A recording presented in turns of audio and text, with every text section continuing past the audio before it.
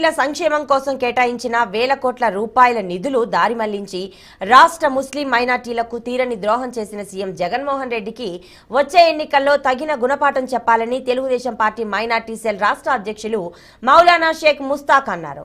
మంగళగిరి పట్టణంలోని ఈద్గాహ్ ఫంక్షన్ హాల్లో శుక్రవారం ముస్లిం మైనార్టీల ఆత్మీయ సమావేశం నియోజకవర్గ మైనార్టీ సెల్ అధ్యక్షుడు ఎండి ఇబ్రహీం మరియు మంగళగిరి నియోజకవర్గ మైనార్టీ నాయకుల అధ్యక్షతన జరిగింది. పట్టణంలో ర్యాలీ నిర్వహించారు. తొలుత ఎన్టీఆర్ విగ్రహానికి నేతలు పూలమాలలు వేసి నివాళులర్పించారు. వైసీపీ ప్రభుత్వంలో ముస్లిం మైనార్టీలపై జరుగుతున్న దాడులు, మైనార్టీలు ఎదుర్కొంటున్న సమస్యలు వంటి అంశాలపై చర్చించారు.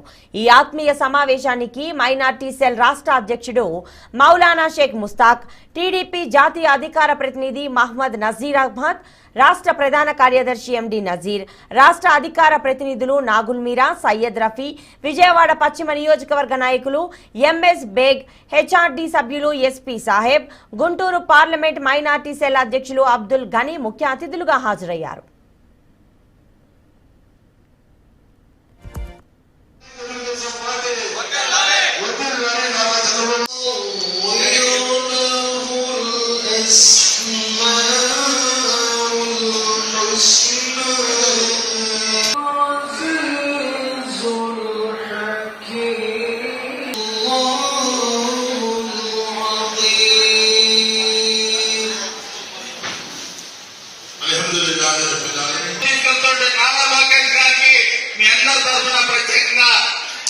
అభినందనలు తెలియజేస్తా ఉన్నాం.